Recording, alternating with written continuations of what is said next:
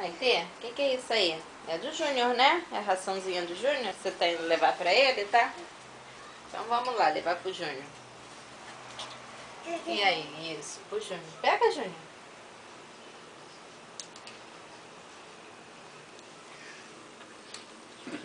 Tem dois. Espera um pouquinho.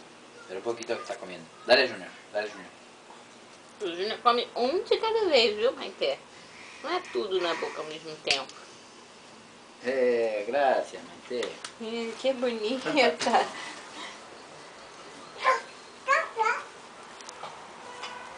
Olha, Júnior, melhor você ir direto à fonte.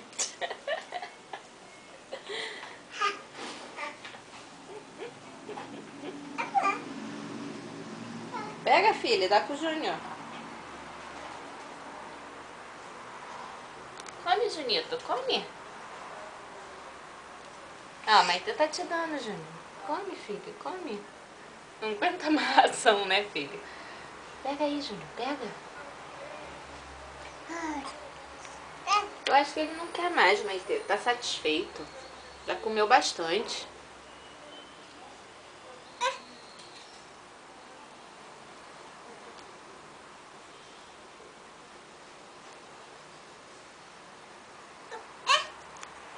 Dá pra ele, filha.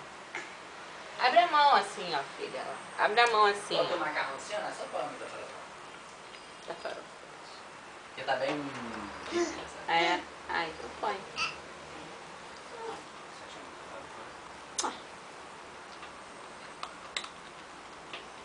Ah, sopa de entulho, será? Sopa quê? De entulho.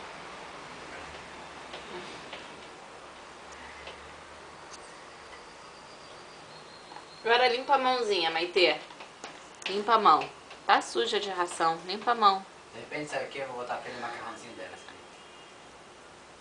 Era isso que eu pensei.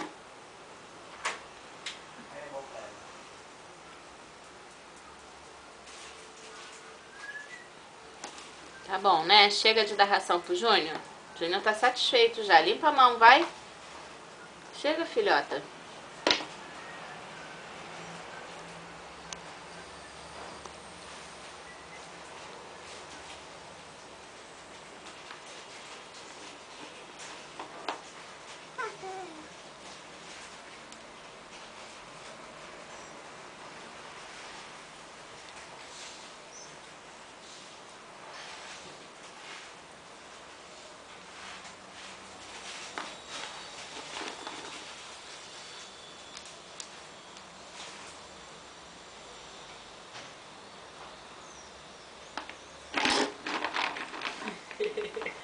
Tá bom, filha. Chega de ração, né?